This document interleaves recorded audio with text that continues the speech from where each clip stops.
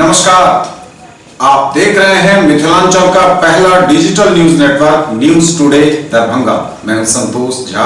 शुरुआत सुर्खियों से। हेडलाइंस के प्रायोजक हैं तनिष्क, टाटा की पेशकश। भारत का सबसे विश्वसनीय एवं सर्वप्रिय ज्वेलर जल्द आ रहा है मिर्जापुर चौक के पास दरभंगा में।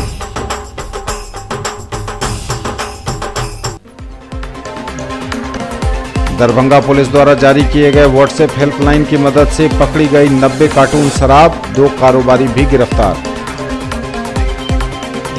ललित नारायण मिथिला विश्वविद्यालय प्रशासन ने वर्ष 2000 में 131 दिनों के शिक्षकों की हड़ताल अवधि मामले में नोटिफिकेशन जारी कर किया मामले का पटाक्षेप। लगातार आ रहे तेज आंधी तूफान ने आम के किसानों को किया निराश, कई जगह पेड़ भी टूटकर गिरने से टूटी उम्मीद। और दरभंगा मेडिकल कॉलेज अस्पताल में 5 लाख की लागत से खरीदी गई मरीजों की पोशाक स्टोर में रखे हो रही बर्बाद।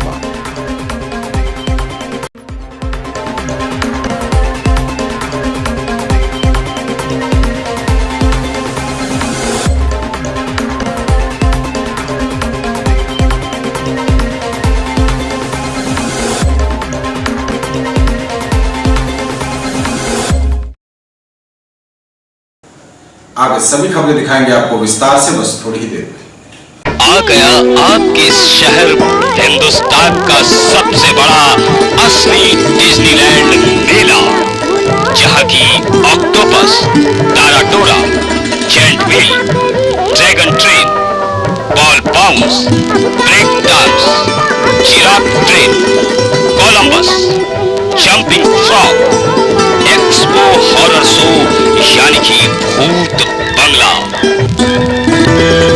यदि मेले में घूमते घूमते कुछ चटपटा खाने का मन में आए तो फिर खाने पीने की भी शानदार व्यवस्था।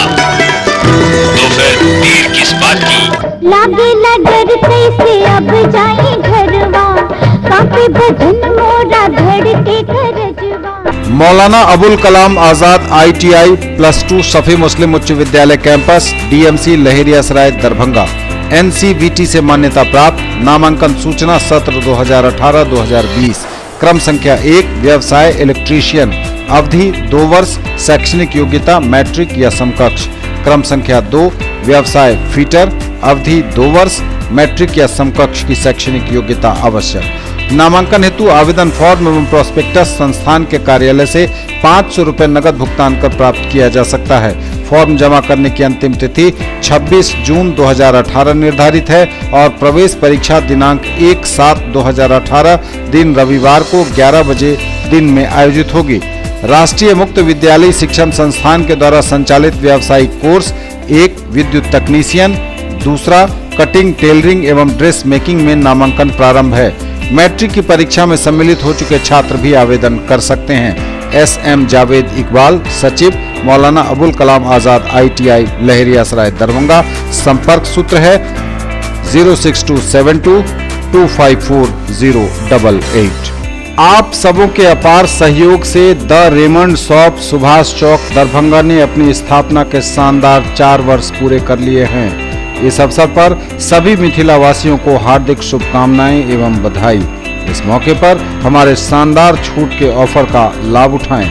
सभी बेडशीट पर 50% की छूट, सेलेक्टेड रेडीमेड पर 20% की छूट, जबकि 11 से 13 मई तक हर खरीद पर पाएं 3 टाइम्स रिवॉर्ड पॉइंट्स। आएं the Raymond shop Subhash Chowk Darbhanga में। बेडशीट और रेडीमेड पर छूट वाले ऑफर केवल 1 सप्ताह तक वैध है। In the field of education, a name to trust upon, Hero English School, Darbhanga. Quality education with best transport facility. All the vehicles are enabled with GPS. Rich library, well-equipped separate computer, physics, chemistry, biology and mathematics lab. Very good facilities for both indoor and outdoor games. Complete school campus is under CCTV surveillance. Regular direct contact with parents through SMS alert system. Emphasis on all-round development. No readmission charges for old students. 5 acres environment friendly campus. All classrooms are as per CBSE norms. For more details dial 77638 19774 Shailendra Jha principal.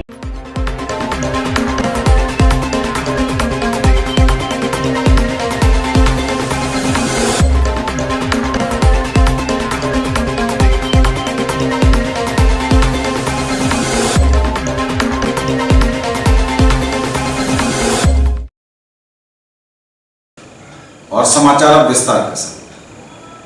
सांसद कीर्ति आजाद के पुत्र की reception party में शामिल होने दरभंगा पहुंचे भाजपा सांसद और जाने माने सिने स्टार शत्रुघ्न सिन्हा।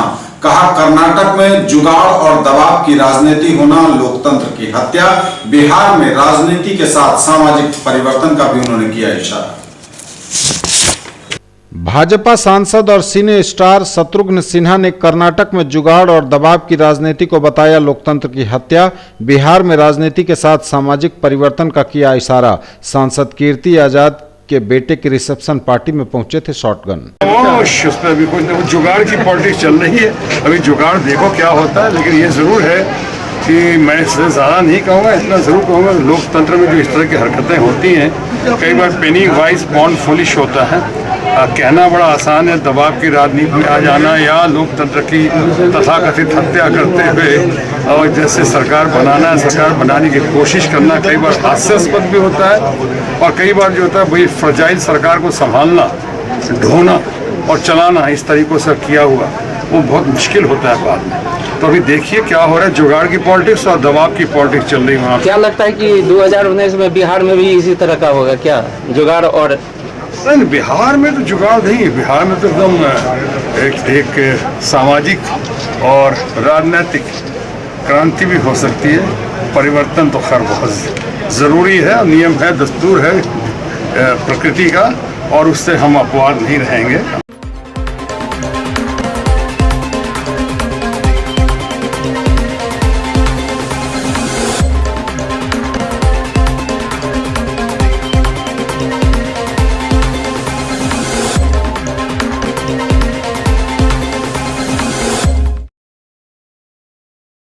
दरभंगा पुलिस द्वारा जारी किए गए व्हाट्सएप हेल्पलाइन की मदद से पुलिस ने 90 कार्टून शराब के साथ 2 कारोबारियों को धरा। बरामद शराब की कीमत 9 लाख रुपए। व्हाट्सएप हेल्पलाइन की मदद से पुलिस ने 90 कार्टन शराब के साथ 2 कारोबारियों को किया गिरफ्तार। खबर दरभंगा से है। दरभंगा पुलिस द्वारा जारी व्हाट्सएप हेल्पलाइन पर मिली सूचना पर की गई त्वरित कार्रवाई से पुलिस को शराब कारोबारियों के विरुद्ध बड़ी कामयाबी मिली है, जिसमें पुलिस ने छापेमारी कर 9 लाख रुपए की शराब जब्त कर एक महिला कारोबारी सहित 2 लोगों को गिरफ्तार कर लिया है। हालांकि अन्य धंधेबाज पुलिस को आते देख मौके से फरार हो गए। बताया जाता है कि सदर थाना क्षेत्र के कवरिया गांव में भारी मात्रा में शराब होने व बड़े स्तर पर इसके धंधे की सूचना एसएसपी के व्हाट्सएप नंबर पर आम लोगों ने तस्वीर के साथ धंधेबाजों का नाम और पता भेजा। इसके बाद एसएसपी मनोज कुमार के निर्देश पर सदर एसडीपीओ अनुज कुमार के नेतृत्व में कई पुलिस पदाधिकारियों के साथ छापेमारी की गई। छापेमारी के दौरान एक जलावन का घर दिखाई दिया। जब उसे खंगाला गया तो उसके अंदर से शराब के 34 कार्टन बरामद हुए। इसके बाद शराब के धंधेबाज भूषण यादव और संतोष यादव के घर छापेमारी की गई। दोनों जगहों से 56 कार्टन शराब बरामद किया गया, लेकिन पुलिस को देखकर भूषण यादव के पुत्र रोशन यादव, राहुल यादव सहित पड़ोसी संतोष यादव फरार हो गया। हालांकि पुलिस ने भूषण की पत्नी अनीता देवी को गिरफ्तार कर लिया। इधर पुलिस ने जमीन मालिक शत्रुघ्न यादव को गिरफ्तार किया गया है।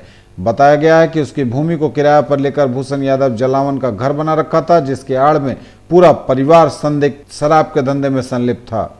एसएसपी ने कहा कि शेष आरोपित को गिरफ्तार करने के लिए छापेमारी की जा रही है। बरामद सभी शराब अरुणाचल और पंजाब में बिक्री के लिए अधिकृत हैं। बरामद 90 कार्टन शराब का बाजार मूल्य लगभग 9 लाख रुपए है। वहीं एसएसपी ने कहा कि मात्र व्हाट्सएप की सूचना पर इतनी बड़ी कामयाबी हासिल करना पुलिस के लिए बड़ी बात है। इसलिए इस छापेमारी में जितने एसआई और एएसआई शामिल थे उन्हें 25-2500 रुपये से पुरस्कृत किया जाएगा। उन्होंने बताया कि व्हाट्सएप हेल्पलाइन जारी करने के बाद अब तक 250 लोगों ने सूचना दी है। लोगों की सूचना पर तुरंत कार्रवाई का प्रयास किया जा रहा है और अब तक करीब 80% सूचना का फॉलोअप किया जा चुका है। एसएसपी ने लोगों से हेल्पलाइन पर सामूहिक परेशानी की सूचना ज़्यादा देने की अपील की है ताकि समूह को इसका फायदा मिल सके।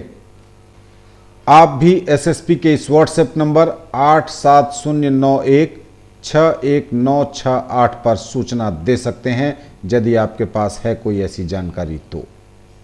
हमको सर हमारे जानकारी में कुछ नहीं है। हमको अंतस्थ जमीन है, वो अंतस्थ जमीन है, वो कैसे क्या रखा हुआ था हमको कोनो जानकारी नहीं है। कौन रखे हुआ था? वो भूषण यादव वगैरह। तो आपसे वो किराया पे लिया था? जी नहीं, हमको कुछ जानकारी सर नहीं है। वो उसके घर के सटे वो जमीन है मेरा, अब उसमें वो क्या कर रहा है इसका जानकारी हम आप जमीन उसको दिए थे जी नहीं था प्रयोग करने के लिए, जलावन रखने के लिए, जलावन रखने के जलावन रखने। अच्छा, वो शराब का कारोबार कितने दिनों से कर रहा था? ये सर हम असलियत नहीं बता सकेंगे, लेकिन ये हमको जानकारी है, लेकिन सारा शराब का कारोबार करता है। ये जो उपलब्धि मिली है 900 लीटर शराब, टोटल 90 पेटी है और इसमें 6 अभियुक्त हैं जिसमें इसको गिरफ्तारी हुई है। ये बड़ी उपलब्धि है और सूचना देने वाले की जीत है। ये कहाँ से गिरफ्तारी हुई? ये कंवरिया एक जगह है कि जो कि सदर थाना क्षेत्र पड़ता है, देहाती एरिया है, जहाँ से स्टॉक करके शहर में सप्लाई करने की सूचना मिली थी। पुलिस ने रेकी किया, SDPO सदर मनोज कुमार के नेतृत्व में टीम ने काम किया और ये उपलब्धि मिली है। SDPO और इंस्पेक्टर को पुरस्कृत करने के लिए अनुशंसा की जाएगी और जितने भी थानाध्यक्ष हैं, JSI है, ASI और पुलिसकर्मी हैं, प्रत्येक को 25-2500 रुपया का पुरस्कार राशि दी जाएगी। जिस मकान से बरामद हुआ उस मकान को बिल्कुल, चूँकि बिहार में प्रोहिबिशन है और इस तरह के धंधा करने वालों पर सख्त से सख्त कार्रवाई की जानी है और कानून में प्रावधान है। तो जहाँ से भारी मात्रा में मिला है शराब, उस मकान को सील किया जाएगा और उसके राजसात किया जाएगा।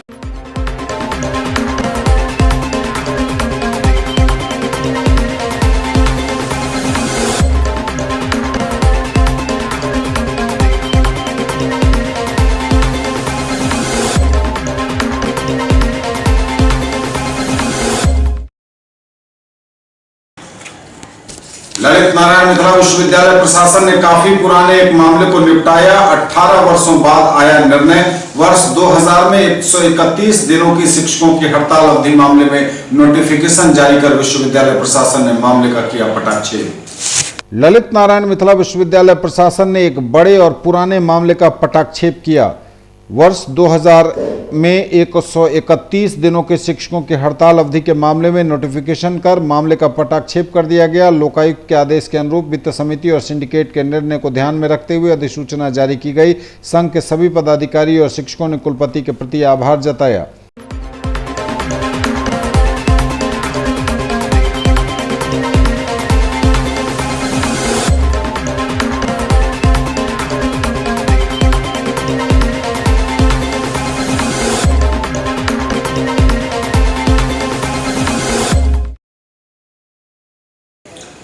लगातार आ रहे तेज आंधी और तूफान ने आम के किसानों की उम्मीदों पर फेरा पानी। आंधी की वजह से आम तो टूटकर गिरे ही, कई जगहों पर पेड़ की बड़ी शाखाएं भी टूटकर गिर गईं। मौसम की बेरुखी और आंधी तूफान के साथ बरसात ने आम के किसानों की उम्मीदों पर फेरा पानी। तेज आंधी पानी ने बिहार के दरभंगा जिले में भी आम के व्यवसाय से जुड़े लोगों की कमर तोड़कर रख दी है। एक तरफ पेड़ में लगे बड़े बड़े आम तेज आंधी पानी के कारण टूटकर जमीन पर गिर गए, वहीं कई जगहों पर तो आम के पूरे पेड़ ही टूटकर गिर गए, जिससे आम के बगीचे के मालिक को दोहरे नुकसान का सामना एक साथ करना पड़ रहा है। वहीं जो आम के फल अभी भी पेड़ में लगे हैं वह भी चोटिल हो गए। ऐसे में कितना आम का फल सही निकल पाएगा यह समय बताएगा, पर एक बात का डर अभी भी आम के कारोबारियों के दिल में बैठा है कि कहीं फिर से ऐसी आंधी पानी आ गई तब क्या होगा। यहाँ बताना ज़रूरी है कि इससे पहले भी तेज आंधी और पानी के साथ ज़बरदस्त ओले गिरने की वजह से भी दरभंगा में आम की फसलों को क्षति पहुँच चुकी है, लेकिन तब आम बहुत छोटे छोटे थे, तब इन किसानों को इतना ज़्यादा दर्द नहीं हुआ था। पर अब महज कुछ दिनों में यह तैयार आम को किसान तोड़कर बाजार में सोने के भाव बेचते, लेकिन आंधी की वजह से टूटे आम कौड़ी के भाव में लेने वाला भी कोई नहीं है। ऐसे में इनके दर्द को सिर्फ महसूस ही किया जा सकता है। दरभंगा के भीगो मोहल्ले के रहने वाले आम के कारोबारी किसान मोहम्मद बशीर की बात माने तो जब आम छोटे छोटे थे तभी पहली आंधी में बहुत गिर गए, लेकिन फिर भी उम्मीद थी कि इस बार आम इन्हें फ़ायदा देकर जाएगा। लेकिन सोमवार की अहले सुबह आई आंधी पानी ने न सिर्फ इनके आम को क्षति पहुंचाई, बल्कि इनके सारे उम्मीदों पर भी पानी फेर दिया और इनके भी सपनों को चकनाचूर कर दिया। इनकी माने तो पहली आंधी में 60% आम के टिकले टूट कर गिर गए और अब की आंधी में बचे 40% आम में से 25% खूबसूरत आम गिर गया है। ऐसे में इस मौसम में फिर आंधी आने का डर उन्हें बेचैन कर रहा है। वहीं अपने टूटे आम के पेड़ से आम तोड़ती राबिया खातून मन ही मन अपनी किस्मत को कोसती है। उन्हें तो लगता है कि आंधी के कारण आम की जो क्षति हुई ही, लेकिन पेड़ के टूटकर गिर जाने की वजह से उन्हें आने वाले इस पेड़ की कमाई भी वर्ष में बंद हो गई। निराश और उदास मन से कहती हैं कि उम्मीद बहुत थी कि इस बार आम से फ़ायदा मिलेगा, लेकिन अब ऐसा नहीं लगता है। उन्हें भी डर है कि अभी आंधी पानी के समय कहीं फिर से आंधी आकर इनके तैयार आम को नुकसान न पहुंचा दे। हालांकि ये अब इस वर्ष आम के फल से ज़्यादा फायदे की उम्मीद छोड़ चुकी हैं। इधर आंधी तूफान के बाद बाजार भी इन टूटे आम से पटा पड़ा है। इसके खरीदार भी बाजार में ज़्यादा नहीं हैं। कौड़ी के भाव में इक्का दुक्का लोग ही इसे अचार बनाने के लिए या फिर किसी दूसरे काम में उपयोग लाने के लिए खरीदते नजर आ रहे हैं। यही वजह है कि आम के बड़े व्यापारी को भी अब लगने लगा है कि इस बार आम की कीमत ज़्यादा होगी, आम महंगा होगा और ख़ास बन जाएगा। नुकसान हुआ, बहुत सारा नुकसान हुआ। आम भी नुकसान हुआ, फल भी नुकसान हो गया और फिर पेड़ भी नुकसान हो गया। 2-4 पेड़ भी गिर गया, जड़ से भी गिरा, ठाला से भी टूट गया, बहुत सारा नुकसान हो गया। हम लोग की उम्मीद थी कि आम फल बड़ा बड़ा हो गया तो हम लोग कमा लेंगे, इकर पैसे हो जाएगी। पैसे भी नहीं हो सकता है, अब तो आम है ही नहीं तो पैसा कहाँ से होगा। छोटा था फल तो आंधी आया तो हम लोग को उतना एहसास नहीं हुआ। अब हम लोग को एहसास आ रहा है कि क्या करेंगे। हम लोग फल में भी उतना नहीं देख रहे हैं फ़ायदा और फिर नुकसान के सिवा फ़ायदा नहीं देख रहे हैं। अब हम लोग को डर ढुका हुआ है कि आंधी आगे भी आ सकता है, जो फल लगा हुआ है वो भी झड़ सकता है। हम लोग किस तरह से क्या करना चाहेंगे और हम लोग किससे पैसा लेना चाहेंगे, किससे कमाना चाहेंगे। जो परेशानी होगी अब आंधी आवेगी, फिर दोबारा आंधी आ सकती है, दोबारा भी आ सकती है। उसमें जो भी आम है वो भी झड़ सकता है, तो फ़ायदा हम लोग को कहाँ से आवेगा। हम लोग को उम्मीद कहाँ से रखेंगे कि हम 2 पैसा कमावेंगे। हम लोग सब बाले बच्चे मिल के अगुरिया लेते हैं, अगुरिया करते हैं, रात का नींद गंवा देते हैं। हम लोग दिन भर हम लोग देखभाली करते हैं, तो उम्मीदें पर न करते हैं। जब आम फल ही नहीं रहेगा तो उम्मीद कहाँ से रखेंगे। इससे तो बहुत ज़्यादा नुकसान है। इससे पहले जो है आम छोटा था, आंधी आया तो हम लोगों को समझ में आया कि चलो भाई आंधी तूफान तो आता ही रहता, आम छोटा है अभी तो गिरवे ही करेगा। लेकिन ये आंधी जो आया है तो इसमें भारी भरकम नुकसान हुआ है और आम का जो है तैयारी पर आ चुका है आम, और इसमें जो है कितने ढाल और कितने पेड़ भी गिर गए हैं। हाँ, इससे समझ में ये आ रहा है कि इतना भारी नुकसान जो है ये हम लोग पूंजी कहाँ से लाएंगे इसको संभालने के लिए। हाँ, हम लोग क्या उपाय करें इसका। अभी तो कई आंधी बाकी है और इसमें समझिए कि हम लोग जो है समझ रहे थे कि 100% आम है तो चलो भाई उसमें 40% गिर जाता है, 60% बचेगा। 60 में भी जो है समझिए 30 गिर चुका, 30 बचा और उसके बाद अब ये आंधी आया है, इसमें भी समझिए कि जो है 15% जो है आम निकल चुका, 15% बचा हुआ है। इसमें तो बहुत सारे अभी आंधी बाकी हैं आना। नुकसान है, आंधी आने से नुकसान है। किस तरह का उससे खामियाजा भुगतना होगा? होगा क्या, वही थोड़ा बहुत हल्का महंगाई बढ़ेगा। तो जो उम्मीद था आप लोग का इस बिजनेस से?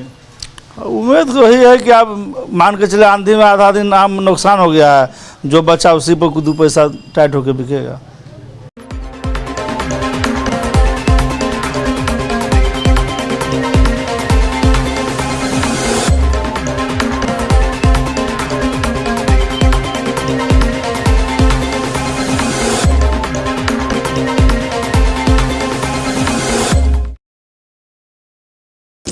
दरभंगा मेडिकल कॉलेज अस्पताल में 5 लाख रुपए की लागत से खरीदी गई मरीजों की पोशाक स्टोर में रखे हो रही बर्बाद। दरभंगा मेडिकल कॉलेज अस्पताल में 5 लाख की लागत से खरीदी गई मरीजों की पोशाक स्टोर में रखे हो रही है बर्बाद। खबर डीएमसीएच से है। उत्तर बिहार का एम्स माने जाने वाला डीएमसीएच अस्पताल अव्यवस्था के इस आलम में है कि यहां पर सरकार की जितनी भी योजनाएं हैं सभी फेल नजर आती हैं। इसी कड़ी में 6 साल पूर्व खरीदी गई मरीजों के ड्रेस स्टोर में रखे सड़ रहे हैं, जिसको देखने वाला कोई नहीं है। मरीजों की पोशाक का हाल देखना हो तो गायनिक वार्ड के आईसीयू के बगल स्थित एक रूम में ये ड्रेस सड़े हुए मिल जाएंगे। इस तरह के हालात हर एक वार्ड की सिस्टर इंचार्ज के भंडार गृह में देखा जा सकता है। दरअसल सरकार द्वारा अस्पताल प्रशासन को मरीजों को प्रत्येक दिन नए ड्रेस पहनाकर बेड पर रखने का आदेश दिया गया था, ताकि मरीजों को गंदे कपड़े से इन्फेक्शन न हो, उसके बचाव हो और ड्रेस से उनकी पहचान हो सके। इस योजना को सफल बनाने के लिए डीएमसीएच प्रशासन ने कोई पहल नहीं की और सरकार की ये योजना फेल हो गई और इसके बाद नतीजा सामने है। तत्कालीन अस्पताल अधीक्षक ने सत्र 2012-2013 में करीब 2000 से अधिक मरीजों के लिए ड्रेसों का क्रय किया। इस पर करीब 5 लाख से अधिक की लागत आई थी। इस योजना की घोषणा सुनकर मरीजों और परिजनों के चेहरे खिल गए थे कि अब उनका या उनके मरीजों को गंदा कपड़ा नहीं पहनना होगा। महिला और पुरुष मरीजों के लिए सूती उजले ड्रेस का क्रय हुआ था। इसमें पुरुष मरीज के लिए कुर्ता पैजामा और महिला मरीज के लिए साड़ी नुमा गाउन वाला ड्रेस आपूर्ति की गई थी। तत्कालीन अस्पताल प्रशासन ने अधिकांश सिस्टर इंचार्जों को आपूर्ति कर दी थी। इसमें मेडिसिन, सर्जरी, हड्डी, गायनी आदि वार्डों के स्टोर रूम में पड़ा हुआ है। शेष गायनी वार्ड के एक रूम में बरसात के मौसम, पानी के झोंके और नमी के कारण सड़ गया है। वहीं गायनिक विभाग में इलाज कराने आई पूजा देवी के परिजन मनोज कुमार सिंह ने कहा कि सरकार द्वारा दिए जा रहे किसी प्रकार की योजना का लाभ यहां पर इलाजरत मरीजों को नहीं मिल पा रहा है। 1-2 दवाई अस्पताल की ओर से मिलती है, बाकी सभी दवाई बाजार से खरीद कर लानी पड़ती है। अस्पताल की ओर से न तो चादर मिल रही है और न ही मरीजों को दिया जाने वाला पोशाक। पूछने पर कहा जाता है कि अभी उपलब्ध नहीं है। वहीं जब हमने इस संबंध में अस्पताल उपाधीक्षक डॉक्टर बालेश्वर सागर से बात की तो उनका कहना था कि इस बात की जानकारी उन्हें मीडिया के माध्यम से मिल रही है। चूंकि मरीजों की पोशाक की खरीदारी उनके कार्यकाल से पहले हुई है, उन्होंने वैसे भरोसा दिलाया कि 1 से 2 सप्ताह के अंदर इस पोशाक योजना का लाभ मरीजों को मिलने लगेगा। कुछ दवा जो है मिल रहा है और बेड मिला है, उस पर कोई चादर भी नहीं है और न मरीज के लिए जो है सो कोई वस्त्र दिया गया है, जबकि ये सारा सुविधा सरकार के द्वारा कहा गया है कि जो है सो उपलब्ध है DMCH में, लेकिन कोई ऐसा सुविधा हम लोग को कोई प्राप्त नहीं हो पा रहा। इसके लिए आपने बात की थी, यहाँ पे कंप्लेन किए थे डॉक्टर साहब से भी और वार्ड में भी, बोले हैं कि जो है सो उपलब्ध नहीं है, उपलब्ध होने पर जो है सो दिया जाएगा। तब तक तो हम लोग चले जाएंगे तो फिर उपलब्ध क्या होगा।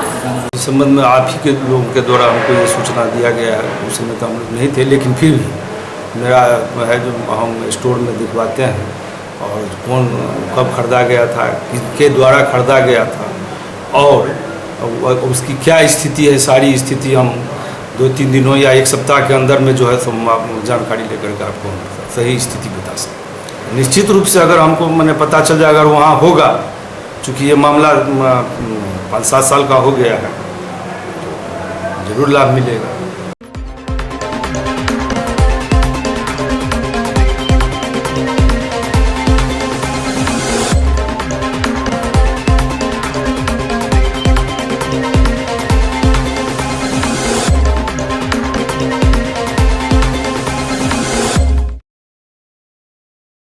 मई को वाम दलों के द्वारा आयोजित जन एकता जन अधिकार प्रतिरोध मार्च में शामिल होंगे काफी संख्या में लोग, कहा वाम दल ने।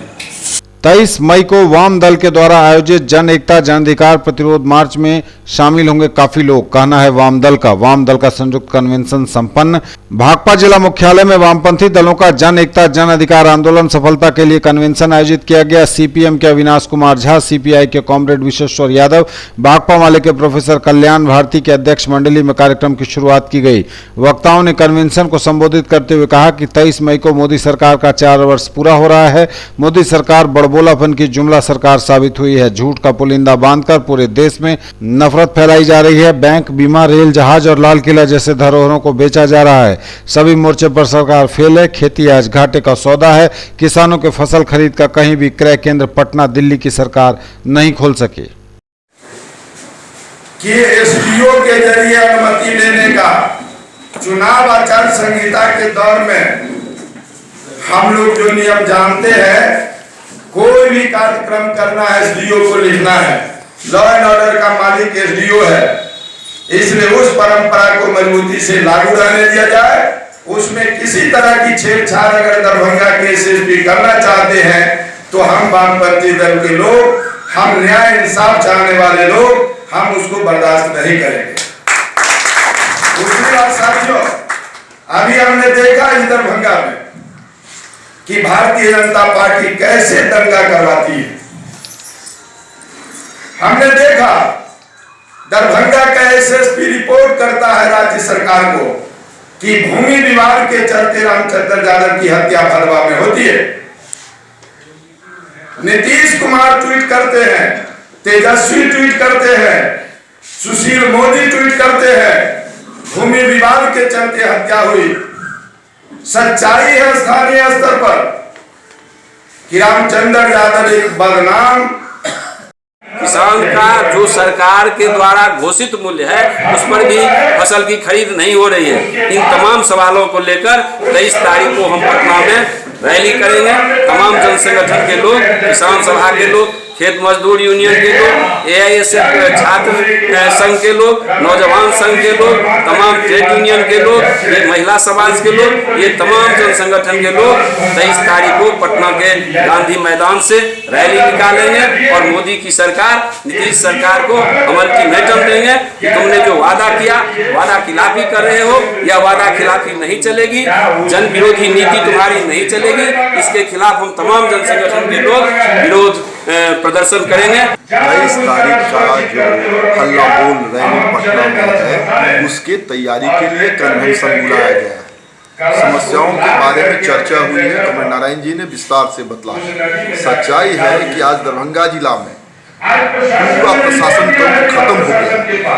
आप जन शिकायत का देखिए, कलेक्ट्रेट की हालत देखिए, सप्लाई की हालत देखिए, दरभंगा अस्पताल की हालत देखिए, सारे जगहों पर प्रशासनिक व्यवस्था लुंज पुंज और जनता को कहीं से भी कोई राहत नहीं मिल रहा। सिर्फ और सिर्फ आश्वासन के जरिए सरकार काम चला रही है। जाके जांचिए, कहीं भी राशन कार्ड जो अप्लाई करना चाहते हैं लोग, वृद्धावस्था पेंशन जो अप्लाई करना चाहते हैं, कोई आवेदन पत्र लेने की व्यवस्था कहीं भी न मंडल में न ब्लॉक में।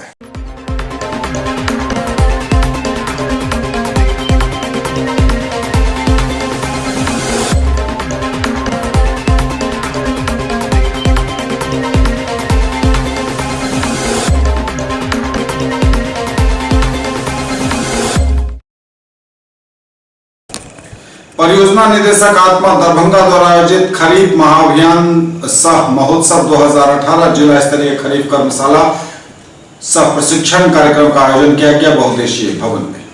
परियोजना निदेशक आत्मा दरभंगा द्वारा आयोजित खरीफ महाअभियान सह महोत्सव 2018 जिला स्तरीय खरीफ कर्मशाला सह प्रशिक्षण कार्यक्रम का आयोजन किया गया बहुउद्देशीय भवन दरभंगा में। इस प्रशिक्षण कार्यक्रम में कृषि और किसानों से संबंधित बातों पर रोशनी डाली गई। नहीं होता था क्योंकि न तकनीकी थी, मगर मुख्यमंत्री कृषि विस्तार योजना के तहत उसी समय 17 फरवरी को 3 त्योहार थे उस समय। पहला जो मैं और एक सहकारिता का एक पन्ने का चैप्टर था, मगर विभागों का कार्यक्रम आया। मैं इतनी बातों की चर्चा कि जब रोड मैप 2 खत किसने लिखे हैं एग्रीकल्चर, आप सभी लोग दरवेशपुरा का सुमंत कुमार, नालंदा जिला का किसान का विश्व के निर्माण स्थापित किया था। मिला है, आपका भी मिला, आप भी उसके भागी रहे हैं, सरदार है अगर हमें कृषि कर्मण पुरस्कार मिला। लेकिन 2012-13 के बाद वो कहते हैं उनको जोड़ने की आवश्यकता है ताकि जो हमारा लक्ष्य होता है विभिन्न योजनाओं का उसका 100% जो है हम कब्जे। तो सरकार राशि देती है, यही उद्देश्य हम लोगों का। इसके लिए हम लोगों को सघन अभियान चलाना पड़ेगा। अब हमारे बीच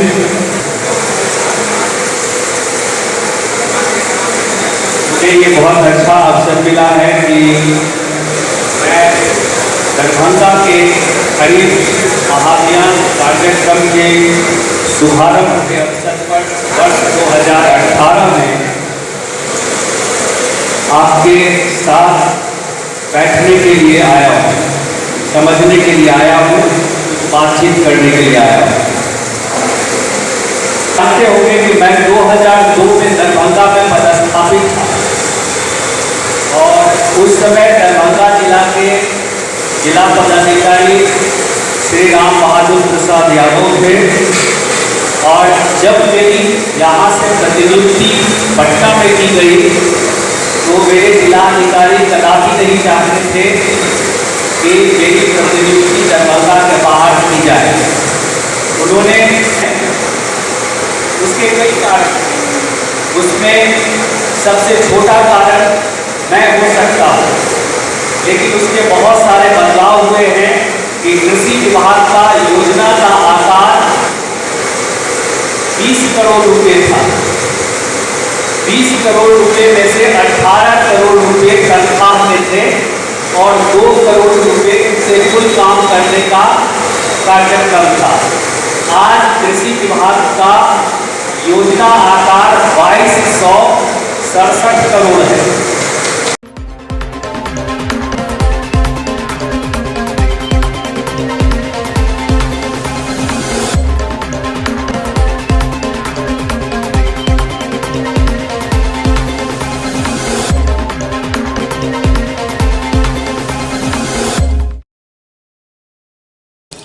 कर्नाटक में लोकतंत्र की हत्या के खिलाफ 18 मई को निकलेगा प्रतिवाद मार्च, माले ने कहा। भाकपा माले जिला सचिव बैद्यनाथ यादव ने कहा कि भाजपा द्वारा जनादेश की लूट और लोकतंत्र की हत्या का खेल जारी है।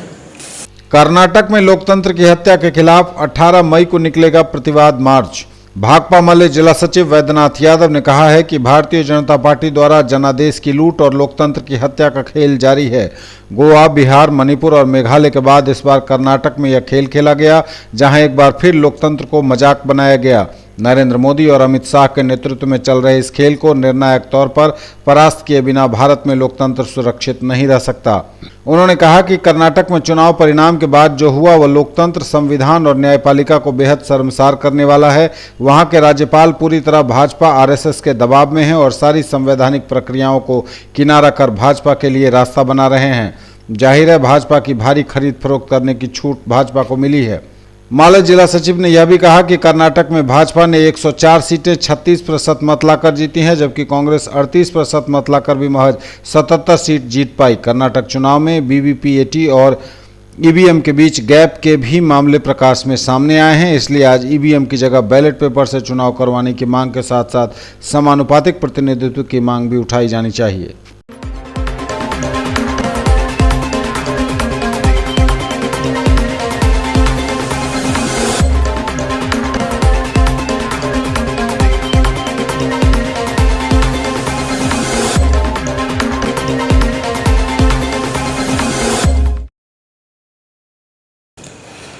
पीएम मिश्र विज्ञान क्लब की बैठक आयोजित हुई, जिसमें एमएलएसएम महाविद्यालय द्वारा रसायन विज्ञान के आधुनिक एवं रोचक ढंग से अध्यापन हेतु हाई स्कूल के शिक्षकों के लिए रॉयल सोसाइटी ऑफ केमिस्ट्री एवं association of chemistry teachers Mumbai द्वारा 4 दिवसीय प्रशिक्षण शिविर आयोजित करने हेतु प्रधानाचार्य डॉक्टर मुश्ताक अहमद की सराहना की गई।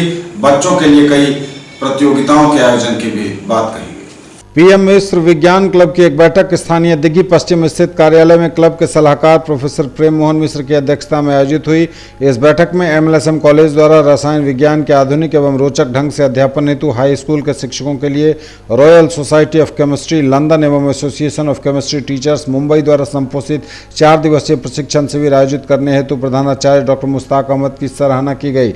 बिहार में उच्च शिक्षा की अधोगति पर दुख एवं चिंता व्यक्त की गई। यह महसूस किया गया कि प्रशासन द्वारा लगातार ही नए प्रयोग किए जा रहे हैं, फिर भी शैक्षणिक स्तर और अधिक चौपट होता जा रहा है।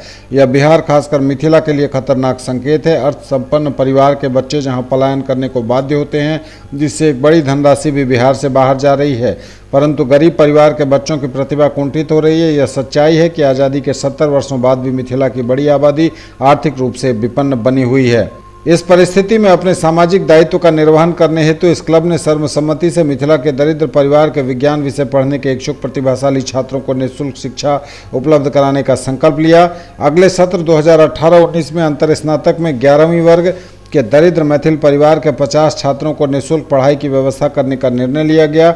इन छात्रों को क्लब के सलाहकार प्रोफेसर प्रेम मोहन मिश्र स्वयं रसायन विज्ञान पढ़ाएंगे, जिसमें उनके शोध छात्र पांशु प्रतीक, विमलेश कुमार यादव एवं अन्य भी सहयोग करेंगे। भौतिकी, गणित एवं जीव विज्ञान के शिक्षकों को भी सारस्वत अभियान में अध्यापन द्वारा सहयोग के लिए आग्रह किया जाएगा। भारत के विभिन्न भागों में फैले मैथिली सेवी संस्थाओं से भी आग्रह है कि वे कम से कम एक बच्चे को गोद लें एवं दरभंगा में उसके रहने एवं खाने के खर्च का भार वहन करें। अन्य समाजसेवी संगठनों एवं दाताओं से निवेदन किया जाएगा कि वे इन छात्रों के लिए निःशुल्क पुस्तक और महाविद्यालय शुल्क उपलब्ध कराएं। इच्छुक छात्रों को निर्धारित प्रपत्र में आवेदन करना होगा। आवेदन पत्र क्लब के कार्यालय से प्राप्त किया जा सकता है।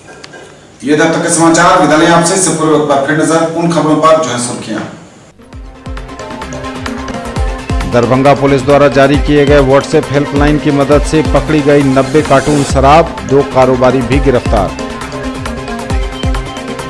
ललित नारायण मिथिला विश्वविद्यालय प्रशासन ने वर्ष 2000 में 131 दिनों के शिक्षकों की हड़ताल अवधि मामले में नोटिफिकेशन जारी कर किया मामले का पटाक्षेप। लगातार आ रहे तेज आंधी तूफान ने आम के किसानों को किया निराश, कई जगह पेड़ भी टूटकर गिरने से टूटी उम्मीद। और दरभंगा मेडिकल कॉलेज अस्पताल में 5 लाख की लागत से खरीदी गई मरीजों की पोशाक स्टोर में रखे हो रही बर्बाद। यदि अभी तक की खबरें इसके साथ ही दीजिए हमें इजाजत। अगले प्रसारण में पुनः होगी मुलाकात। तब तक के लिए न्यूज टुडे की पूरी टीम के साथ दीजिए संतोष को विदा। आप देखते रहिए मिथिलांचल का पहला digital news network news today Darbhanga. नमस्कार।